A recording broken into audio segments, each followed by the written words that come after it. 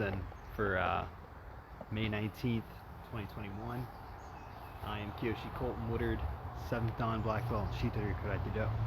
Been doing karate for about 26 years, and hopefully inspiring martial artists that have just started their journey, gotten away from karate and are getting back into it, or for those who are daily practitioners who are just looking for a little bit extra knowledge. Today we're going to be going through some basics.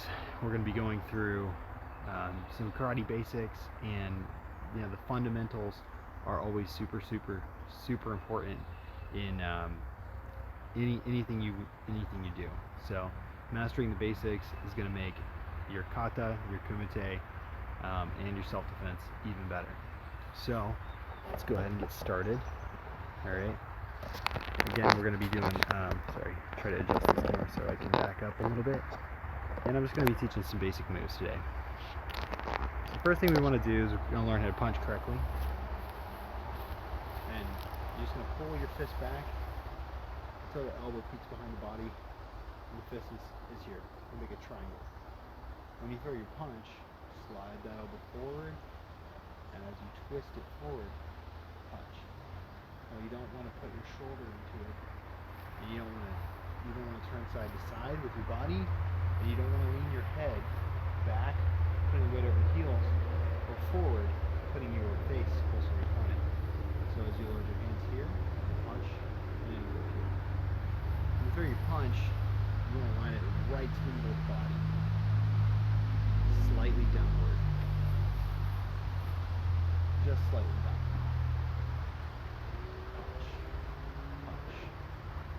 And you can practice this not just thinking about using your shoulder and your arm muscle and throwing a punch forward rigidly. Okay? Just reach. And it should snap. Kind of like when you take a wet towel and you spin it and get it tight, and you put that flick on there. Makes a big difference. You could take that towel and you could swing it like a baseball bat as hard as you want, and when it hits, it will have very little damage. But when you put the whip on that towel, it hurts a lot more when it makes impact. So we're going to do the same theory behind our punch. So we throw our punch, we're going to whip it out forward, and then stop it on its target. So as we throw our punch, whip, right? Whip out, and then make your punch. So you don't have to be extremely strong for these moves to be effective. You throw your punch with a twisting snap. As you throw your punch, you're going to make your fist by curling it in tight and then locking the two knuckles. You're not going to punch with these two knuckles at all, just these two right here. Okay? Now your wrist should be completely flat. You don't want it back like this or down like this, because you can damage your wrist. Okay, so as you throw your punch, put the snap on the punch, and you don't have to reach, and you don't have to swing. Straight in and out. Now we want our load hand to come back as fast as possible, and the reason why is so we can do multiple strikes. The more techniques that you're able to throw at your opponent in a short period of time, the less that they're able to block. When you're worried about blocking, you're not worried about striking back. So when you're getting into a situation where you have to defend yourself, if you're throwing heavy punches, right, swinging, you're going to go back and forth, and there is no winner, because you're going to take damage, right? So you want to get in the situation where you're able to throw multiple strikes quickly and then escape, and not sit there and have a gladiator battle. So as you throw your punch, the other hand you want to pull back quickly, right? And the reason why is, think about physics, right? Very basic physics. The equation for power is speed times distance. So we're going to increase the maximum distance that we can have the punch come from, and then apply maximum speed. And just by having distance and speed, it gives us power. So I don't have to do a bunch of knuckle push-ups to get my biceps and my back strong. I'm going to increase my body's maximum speed, my body's maximum distance, and it's going to give me the maximum power that I'm able to achieve, that you're able to achieve. So as you throw your punch, one hand will pull. And I want you to practice that a couple times, right? Reach out, and without moving your shoulders, without pulling your body and twisting it all, pull in tight. A good way to think about it is not pulling at all. Think about driving your elbow behind you as quickly as possible. Now try. Felt faster, right? A lot less resistance. You're actually tricking your body and using less muscles to do the pulling motion. The reason why we're going to combine these two things is a self-defense application. Someone were to grab your arm, right? And you're going to pull them in at the same time you reach out. You're going to pull them off balance as you make your strike. And then you're able to throw several techniques. So, 1, 2, 3, right? And then escape. Very, very simple. Once you master this, you'll be a lot more confident to defend yourself, but also you'll have better technique for some of the more advanced forms or katas that we do in karate. So as you have your punch here, you're going to pull. And at the same time that you pull, I want you to reach. Pop, right? And you don't want to lift your shoulders, you don't want to twist your shoulders at all. Try to stay with your head, top of your head, reaching upwards, tight, core tight, and just pull and reach, same time. Pop. That's our Oysuki, right? Oysuki is 4 fist punch. Right to that center line. Okay, where it's striking is called the solar plexus. The solar plexus is a cluster of nerves that surrounds the stomach. The stomach can actually enlarge to 5 liters at its maximum capacity. That is massive. You ever see a 2-liter bottle? Think about a 2-liter bottle, right? Your stomach reaches like this at its maximum capacity. It's probably about that big normally. And it's surrounded by nerves, right? Nerves are kind of like, if you ever study science, you'll notice that nerves are like a web, like a network, right? And these nerves are cords that surround your muscles, that surround your organs, and then that organ, that nerve is a cord that transfers information to and from your brain to tell you what's going on. So when we strike into the solar plexus, which is the name for the cluster of nerves that surrounds the stomach and also provides information to your diaphragm, which is the muscle that controls your lung breathing. When you breathe in and out, you feel that muscle right there. That's our target for our center punch, Oysuki. This twisting snap also digs into the muscle and twists to innervate it.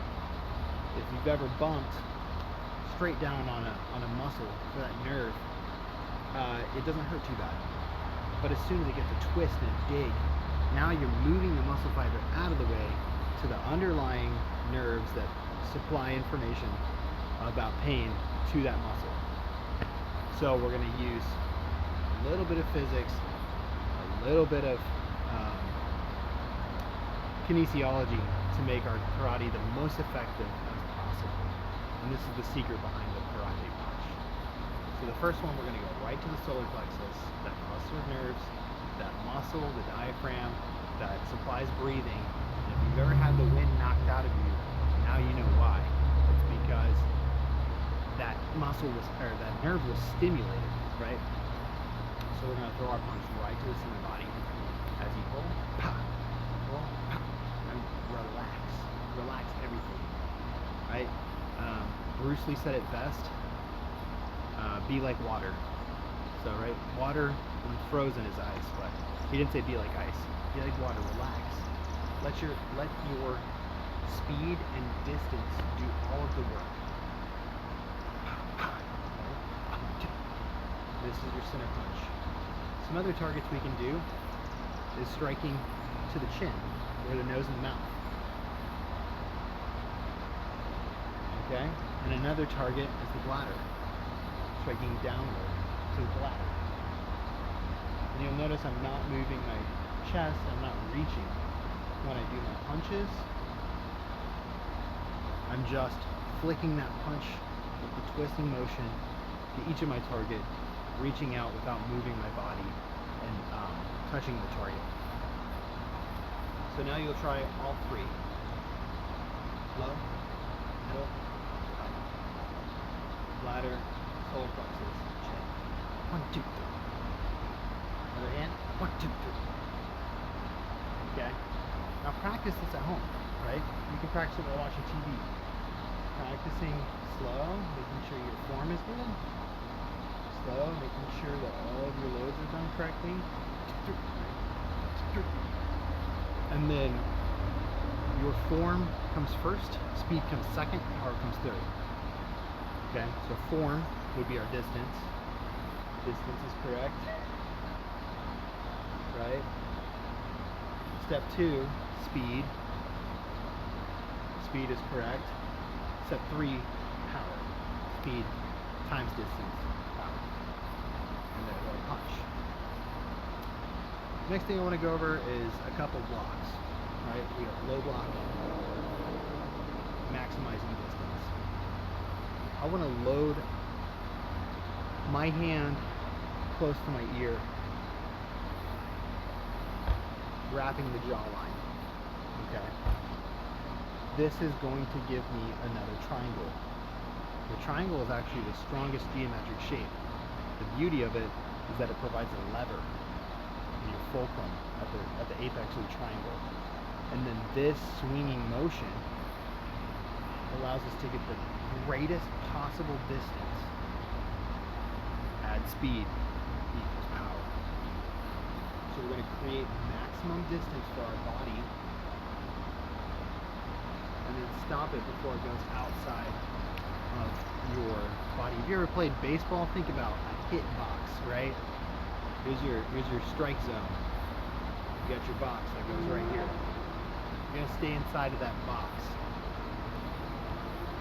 as you swing it down. Right? So, there. Same thing with the other side.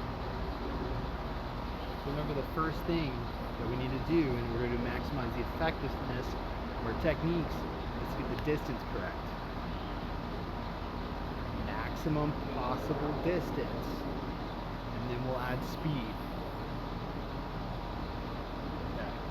Relax and just let it fall. As it falls, add the speed to the bottom end of it, right? As the gravity takes it about right here, add the speed into it. Speed. Speed. There's your block. There's your low block, right? Speed. Speed. Alright? Should feel very natural for you. As it comes down, you're going to do that twisting motion as well. That's going to align your bones so that when you block, it doesn't damage yourself. Okay? If you're blocking on the side, it's one stick thick, right? 2 sticks like this is a lot harder to break than 2 sticks like this. Alright? So this move, as we block here, that's our low block. And then once you're comfortable doing that, we're going to practice pulling in at the same time. Always loading our hand. So we can do block. As we do it, pull in for the low. Okay? Now I want you to do this. And if you're advanced, we'll get to you. Okay? Practice a couple times. Nice and slow. 1, 2, 3. Try not to let your body twist as you block. Because the beauty is, we don't want to increase the distance from this punch on the counter. As soon as I twist, now look how much farther this hand has to come to hit my opponent. Okay? And you'll see right here. As I block, and throw my punch, it's not very far. Okay? Look at your screen right here. Okay?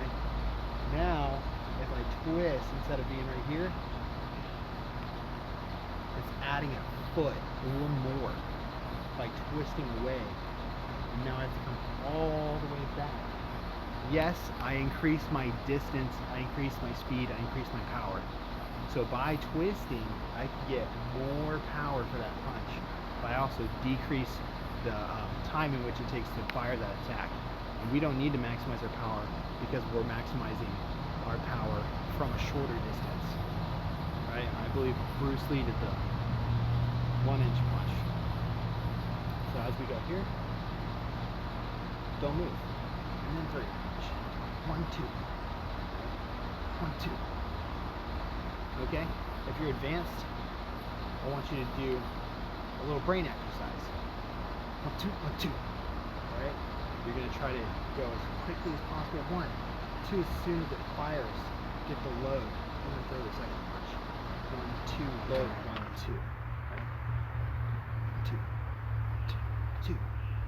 Okay? And then do that about 10 times. Moving on to, that's blocking anything. We talked about our punches going bladder. That's your block for that. Gut punch. Diaphragm. On this one, I've seen a lot of people try to block it like a windshield wiper, swinging from way out and about to here. Again, we're going to do a triangle. We're going to increase speed plus our body's maximum distance, giving us our maximum power, not the maximum power, each person's maximum power. So we're going to load here, again, with a triangle, right? Right in the middle, okay? Right here, nice and, it should feel comfortable. Right across your middle, and make a right angle. And now, using this as our fulcrum, right? Triangle is the strongest geometric shape. We are going to, as a fulcrum, create another triangle here. Okay? By keeping our elbow close to the body, we have more power. We're using less shoulder, right? We're increasing the maximum distance from here all the way to here, staying inside of our hitbox, strike zone, and then being able to fire a technique from here. So what I want you to do now, 1, and then throw the Oysuki Punch right from here, right? So 1, 2, 1, 2, 1, 2. Other hand, loads here. 1, 2, 1, 2, 2, 1, 2. Okay? If you're advanced, 1, 2, follow it 3. You'll use your pull hand, pull in, 1, 2, 3, without reaching. So 1, a lot of people want to do this, twist, 1, 2, 3. Stay flat, right? Don't lean your head, don't lean back, stay nice and flat. 2, 3. 1, 2, 3. 1, 1, 2, 3. 1, 2, 3. 2, 3.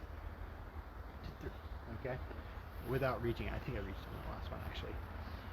Okay. That's your middle block, right?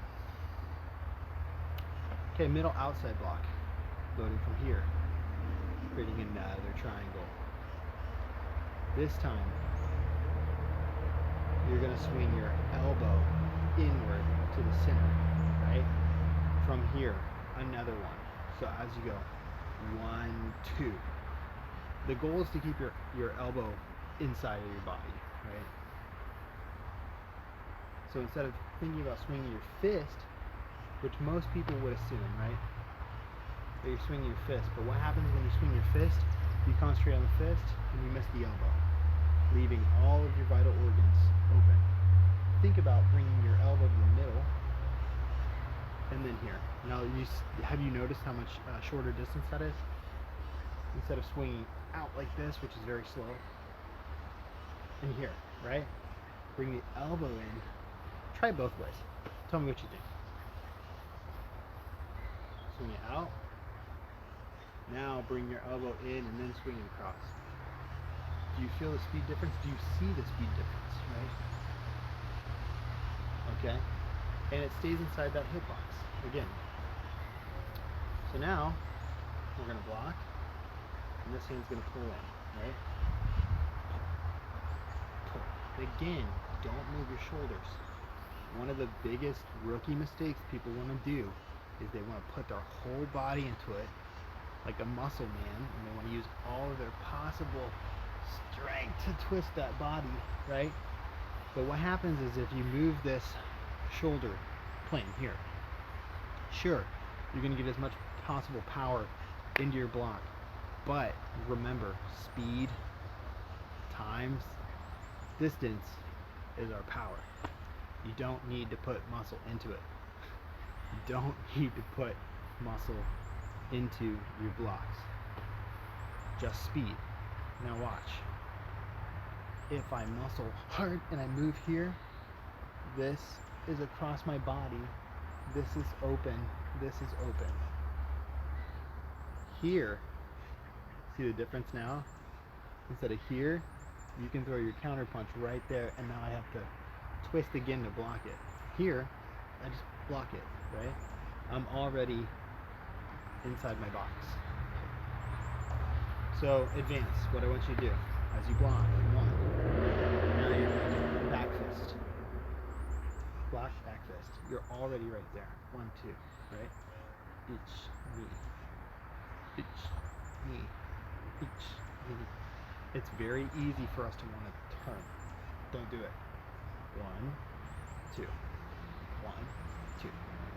Each knee. Each knee. Each knee. Okay? Easy peasy. Next one, high block. A lot of people want a high block like this, right? Let's make our triangle again. As we throw our high block from here, let's do keeping our elbow inside, right? Keep the elbow inside as you block, and then making another triangle here. Everything should be a triangle. With our strongest geometric shape. It should stay a triangle, stay a triangle, stay a triangle, stay a triangle. Okay? We don't want to put this hand on our head. We don't want to put it too far up. It should just be a nice triangle right there. Not like this. Get off my head.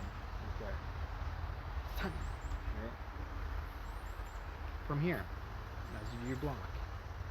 Now, throw your center punch without moving your shoulders. Again, don't try to twist and then twist. Leave it flat. Pull it in. Try to do all your techniques very snappy, very quick with that towel whip kind of technique. Moving on to our kicks. Same thing. You want to use that triangle, right? Using a triangle, and then pointing your knee where you want it to go, using a snapping motion, and then putting it right back. You're kind of getting to see the pattern. And the snappy kick, no body movement, and what that does is it doesn't telegraph your technique. Your opponent is usually your aggressor. We're not using our karate to aggress. So, your biggest advantage is them not knowing that you're going to defend yourself. You're ready here and here for anything that may come your way. So, calmly, I don't want any trouble.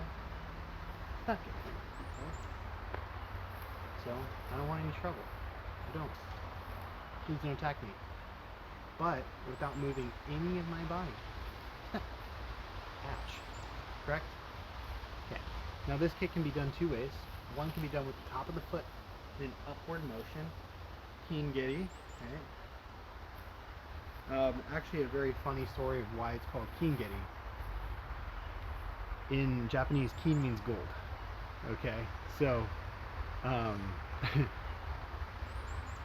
kintama is the phrase for a male's parts, and kingeri means gold kick, so it means exactly what you think, where it's going. And then maigeri means front kick. Mae means front. It's just a directional kick, so you're pushing forward to the front. And then this one can be done with either the ball of the foot or the heel of the foot, depending on what style of martial arts that you do. You'll see it done a variety of ways.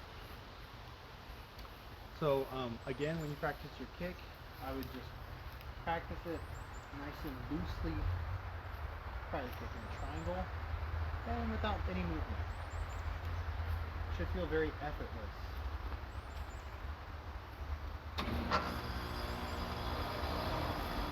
So practice your technique correctly and then add speed, and then practice it until it feels effortless. Practice it loading the kick, angle, right, throwing the kick, left, and down without any body movement, loading the kick, kicking it out, back. And then, again, this is something you can do while you watch television, right? That way you're putting in hours into practicing your martial arts, making it a muscle memory, making it something that you can do every single day and get better and better and better at. And you're not going to receive these results overnight. It's something that's going to take time, like anything good in this world, right? You can't expect to go out and buy 1,000 Dogecoin stock and then the next day be at the moon or past the moon. These are things that you're going to have to hold with some diamond hands. The same thing goes with your karate practice. You're going to have to put the time, put the work in. Anything in this life that you want to be good at, that's what you got to do. Okay? Let's do a couple more combinations and we'll call it in for today. I want to go through the front stance and why it's so important. Your front stance is just a straight back leg and a bent front knee, right? Now this knee should be bent to where it forms a small triangle and back leg locked out straight so that you are pushing forward. So I want you to imagine like you're pushing open a big door, right? Or pushing a car that broke down. If you ever had a car break down, you got to get out and push on it. You'll know the importance of your front stance. It's got to be deep, it's got to be long, you're putting your body into it, you're pushing forward, right? So you're getting a nice big front stance, pushing that car forward. This is your front stance. So I want you to keep that image in your mind, right? You got a broke down car. Mr. Miyagi gave you the car, you waxed it, you washed it, you polished it, and it's from the 50s, so it broke down. So now you got to push that car back over to the dojo. So get in that stance, load your punch correctly, the one we practiced earlier, and throw a couple of them and feel that stance. Let your body memorize what that stance feels like until you get to the point where it does it automatically. We call this muscle memory, right? Repetition is the key to learning in a lot of cases. It's called rote memory, R-O-T-E, rote memory. So by practicing something multiple times, you're able to memorize it, which is why phone numbers are 7 digits long, right? That's the average number of times someone needs to do something in order to commit it to rote memory. It's why you're able to remember a sequence of numbers, right? Your short-term memory you can lose, but your rote memory will stay with you much longer. So practice it enough times to where your body's going to remember it subconsciously without you having to put any effort to recall it. That's the only way that it's going to be useful to you in self-defense situations. Your body has to be able to instinctively bring it out of your subconscious and do it with such a reaction time that it's going to be effective and that you're not going to give it away. So, push the car. Alright, get your stance and push this car. And now, without moving your shoulders,